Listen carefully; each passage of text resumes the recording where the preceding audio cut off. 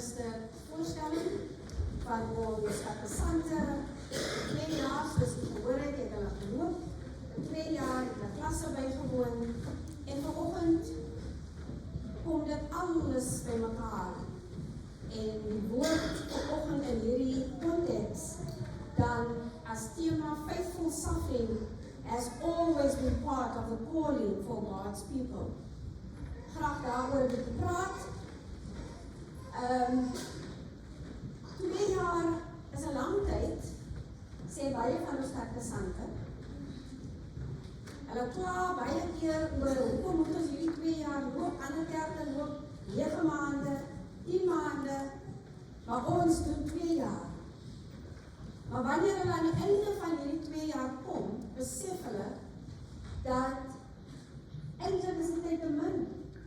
Maar ons begin nou eers regtig daar leer wat dit is om die Here te volg. Wat dit beteken om werklik waar 'n kind van hom genoem te word. Indeed, Jobs, daai koerantjie, describes the job of a waiter or a waitress or a server as follows. They are responsible for ensuring diners have a positive experience at food establishments by exhibiting excellent customer service. Their duties include greeting the diners and taking their orders, communicating with members of the kitchen about the orders and carrying meals or beverages to the correct tables. En dan wil ek vir u vra, wat sal gebeur as daar die bestelling verkeerd by die tafel kom? U wat nou al baie keer in 'n restaurant gesit het, u bestelling geplaas het, en in steede van 'n daai Coke kom 'n gewone Coke daar. Wat is u reaksie, of wat was u reaksie teenoor hierdie kelnerinne of kelners? 'n Mens sou ongeduldige klante verwag, slegte voetjies sal gegee word aan die einde, of glad nie. Baie keer tip ons nie meer nie. Geen voetjies, hierdie mense werk lang ure, maar wanneer hulle my bestelling verkeerd gekry het, dan weerhou ek dit wat hulle ook so brood nodig het. But there are more dire consequences. Dire consequences in the context of the text that we have read this morning. Who would have thought that being a waiter could be so dangerous? Yet in the 6th chapter of Acts, Stephen is chosen as one of the 7 who will wait on tables. An occupation and a witness that will lead ultimately to his death. The 12 apostles must not be distracted from their calling, which is preaching the word of God. They should not be distracted from that by attending to the daily distribution of food to the widows. So Stephen becomes that worker who would serve meals in these large rooms, chosen specifically to only serve and not preach. But his witness of caring for the least of the community, the Jews and the Gentiles, provokes and challenges the powers that be, that he is captured and killed. The first Christian martyr comes not from those preaching the word, but from those feeding the hungry. En vandag se tekste op hierdie 5de Sondag in Paasfees begin met die storie van Stefanus wat voorberei vir sy dood. En Lukas gebruik hierdie voorval om die kruisvormige pad van disippelskap te vertoon. 'n Teoloog, Virgil Walker, hou Filippense 2 vers 5 aan, wanneer hy sê dat disippels van Christus moet afwaarts dink. En hy sê, Philippians 2 verse 5, have this mind among yourselves, which is yours in Christ Jesus. Diegene wat Jesus dan volg, getuig van hom deur sy vreedsame selfopoffering na te boots. Net soos Jesus word Stefanus aangeval deur 'n woedende skare, soos Lukas dit vir ons ook noem, en hy word uit die stad uitgeneem. En in sy laaste woorde beveel Stefanus sy gees aan Jesus, net soos Jesus syne aan sy Vader beveel het. En net soos die psalmis in hierdie psalm wat gelees is, sy eie lyding aan God beveel. En dan sien ons geliefdes egos bo egos in hierdie teks en herinner daaraan dat getroue lyding nog altyd deel was van die roeping vir God se mense. Terwyl Stefanus vir sy vyande bid en sy aanvallers vergewe, sê hy, Here, hou dit nie teen hulle nie. Hoor ons die woorde van Jesus in ons ore, oor en oormaal. Vader, vergeef hulle, want hulle weet nie wat hulle doen nie. Sometimes we seem to believe in a God who will preserve our future beyond the grave. But we worry that God may not be all that we need on this side. We find it hard sometimes to affirm with the psalmist, my times are in your hand. When the times are so dark and frightening, we find it difficult to actually just place ourselves in the hands of God. And so we feel tempted in those times. We feel compelled to take matters into our own hands instead of giving ourselves over, committing ourselves to God. We find it hard to trust that God will deliver us from the enemies and the persecutors. And so we seek through force to assure the destruction of the enemy. Isn't that what we see in our communities on a daily basis? Isn't this what we see in the world on a daily basis? Instead of committing our enemies to the Lord, instead of committing our troubles to the Lord, instead of committing the feuds and the fighting and the infighting to the Lord, we take matters into our own hands and forget about God. The words and witness of Jesus is so impeccable, so sacrificial, that we were able to convince ourselves that while the way of suffering sacrifice was part of Jesus' divine mission, it is not part of our calling as his followers. His words about loving enemies are nice in theory. We say that. But surely, he knew they were impossible for us. Jesus could forgive enemies, but we are not Jesus. And so we continuously find ourselves literally believing that. How can we do that? We are not Jesus. Die oortuiging dat Jesus se pad van vergifnis nie op ons van toepassing is nie, is uiters belangrik. Dit is dwingend in tye van vrees en van krisis, maar dit is 'n oortuiging wat Lukas nie vir ons oorlaat nie, of ooplaat nie. Stefanus wys geliefdes dat die onmoontlike etiek van vyandige liefde inderdaad moontlik is, alhoewel dit verskriklik duur is. 'n Mens hoef nie goddelik of divine te wees om te doen wat Jesus gedoen het nie.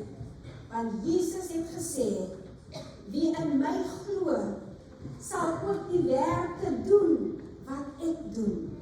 En hy sal groter werke doen as hierdie, omdat ek na die Vader gaan.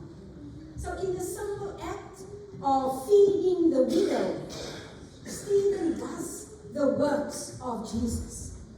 But in the process, he opens himself to the forces of the world that will not stand for such a witness, and he is stoned to death. Yet in the face of death-dealing stones, he clings to Jesus. He clings to the living stone who has already passed through death and has taught him the way. And like Jesus, Stephen, in his final words, recalls Psalms 31, which prays or entreats or smeekbede aan God. Be a rock of refuge for me, a strong fortress to save me. You are indeed my rock and my fortress. The living stone faces the stones of death, and Stephen knows where his deliverance lies. His deliverance lies in the rock of ages, cleft for me. Let me hide myself in thee. In a world, brothers and sisters, dear confirmants, in a world obsessed with climbing ladders and building personal platforms of kingdoms and queendoms, the gospel presents a radical alternative.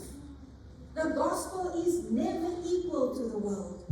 The kingdom of God operates under an entirely different principle, one where the path to exaltation runs directly through the valley of humiliation. There is no other way. You need to come down. En baie keer, liewe jong maats, dink ons dat dit maklik wees. Hoekom moet ek hierdie vernedering deurmaak? Hoekom moet ek so swaar kry? Hoekom moet ek so sukkel? Waar is my ouers dan? Waar is die geld dan in my omstandighede? Hoekom moet ek so swaar kry? Maar die koninkryk van God is heeltemal anders as die wêreld. Die wêreld hou vir ons hierdie blink goed voor. Die wêreld wys vir ons dat sukses sommer oornag gebeur. Die wêreld wys vir ons dat miljonêers sommer oornag miljoene ingesamel het. Die wêreld wys vir ons 'n wêreld wat regtig nie gelyk is aan die koninkryk van Christus nie. Die wêreld wys vir ons regtig valsheid voor, en baie keer hardloop ons na hierdie valsheid toe. There is no quick fixes vir ons omstandighede. Die taxi owner wat sê, kom werk vir my. Hy het nie net 'n werk vir jou nie, wat om taxi deure oop en toe te maak en geld in te samel nie. Hy het nog werk vir jou. En so moenie hardloop in die hande van die vyand nie. Moenie jouself hastig maak om te hê wat jy nog nie het nie, liewe jong maat. Want alles sal kom op sy tyd. En dit is waar ons jong mense so baie verkeerd gaan. Wanneer ons hastig raak. Ek sal nooit die storie vergeet nie. Ek het 1 jaar, het ek vir Phoebe gaan tekkies, sy wil nou tekkies hê, sy wil hierdie nieuwe tekkies hê, of hierdie Air Force goed, en Nikes, ja, wat ook al. En so gaan ek nou na die winkel toe, sê, kom ons gaan. En sy dan, sy kry die tekkies toe, hy sê alweer, ek sê vir die man, ons leiwaarde, doen jy 'n leiwaarde? Hy sê ja, en hy sê, kom ons leiwaarde. En hy kyk vir my heel verbaas, en hy sê, auntie, nee, jy stel dan nou vir haar so te leer. En toe sê ek, nee, daar is 'n les wat sy moet leer, dat alles kom nie vinnig nie. Ons moet wag vir dit wat ons wil hê. Sy kon 'n ander tekkie gekry by Mr. Price. Daar sê ek, die ander moet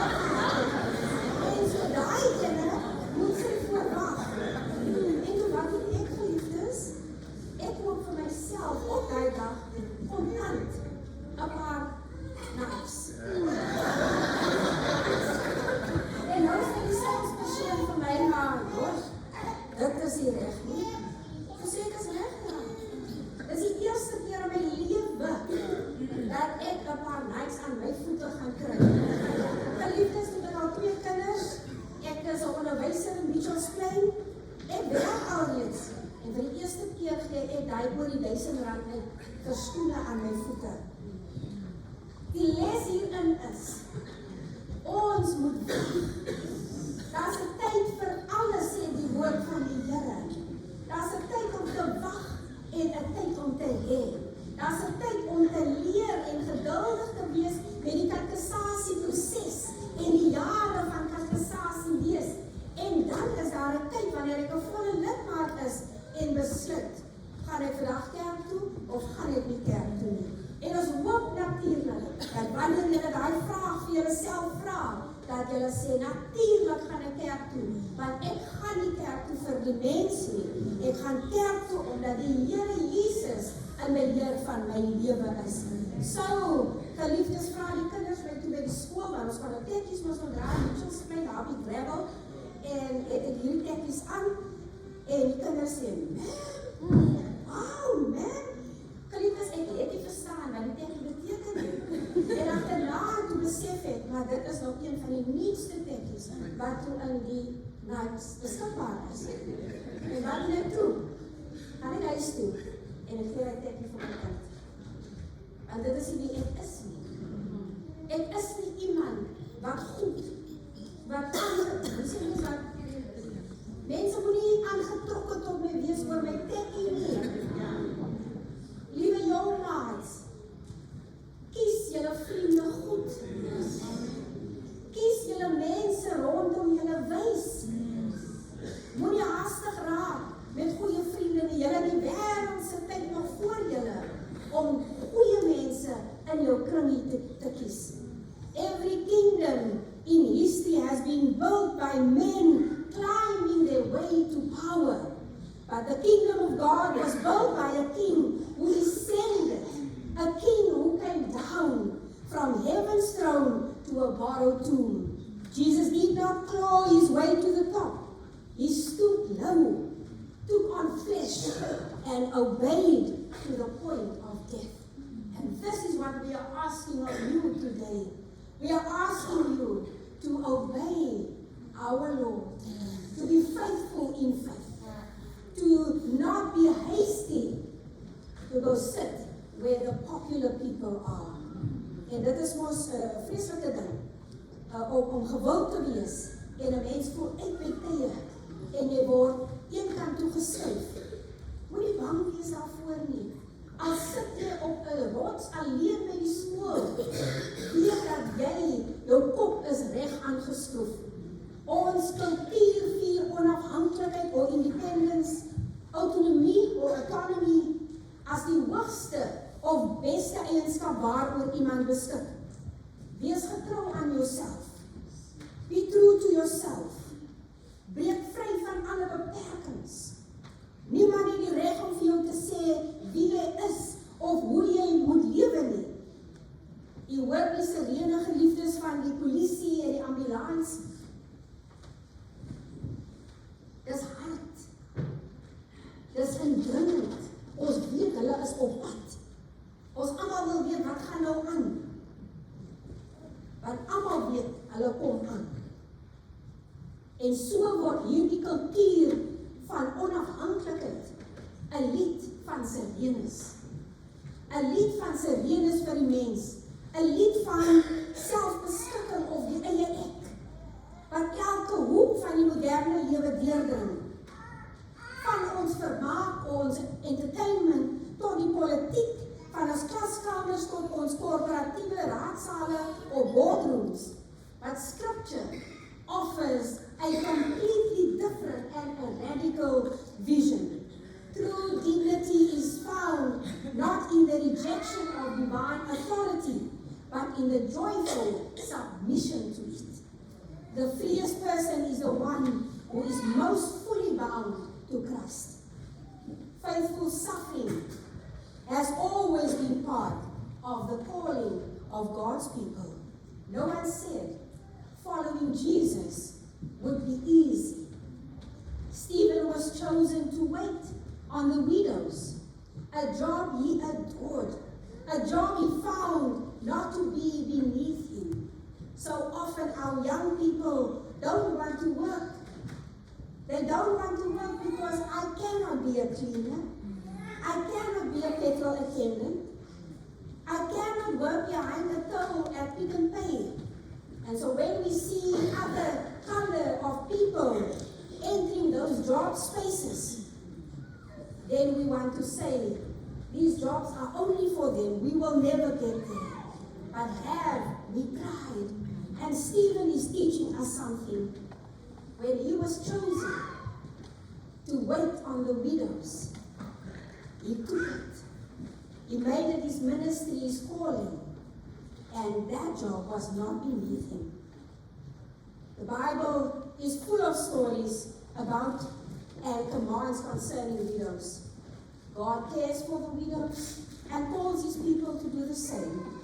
The psalmist describes God as the protector and upholder of the widows.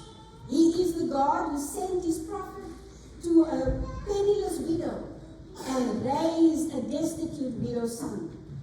In the Old and New Testament, he commands his people to imitate his care, to imitate the provision and the protection of widows. And this is not far from you. God is calling you today to those particular roles in society, in church, in your life as a Christian. The Israelites and later the church were to set aside extra food for the widows. And this, dear confirmants, is where the diaconate has its foundation. When possible, a widow's father, son, or brother was to care for her and to see to her physical needs. And if necessary, they were to plead her cause. Dit beteken, jy moet instaan vir die mense wat swaar kry. Dit beteken, jy vergeet van jouself en jy staan in vir die persoon wat 'n behoefte het. Dit beteken dat jy die gemak van jou eie lewe by die huis, die gemak van alles wat ek het, wat ek vra, dit los ek eenkant, sodat ek ander kan help. Die gemak van alles wat jy het en kan kry, dat ek dit nie net vir myself hou nie, maar dat ek dit deel met 'n gemeenskap wat nie het nie. So om 'n kind van die Here te wees, is nie maklik nie. Want dit vra vir jou om jou gemaklike plekkie op te gee en om ongemaklik uiteindelik te word. So it's not easy. It is not easy. But as the songwriter says, it is not easy, but it is. You know that. Today, you are confessing your faith in the Lord in public, where there are witnesses to the promises you are about to make. Following Jesus is not always easy. It's not always fun and games. Following Jesus at times requests much more than you are able to give, or so you would think. Following Jesus is to follow his example in a world that would make you unpopular with some, but adored by Christ. And so the question that you need to ask yourself today, do you want to be popular in the eyes of your friends and in the eyes of people? Or do you want to be adored by Jesus Christ? May your journey as a true disciple of him bring you everlasting joy in your life and what God holds in store for you in your future. May God bless you. Amen.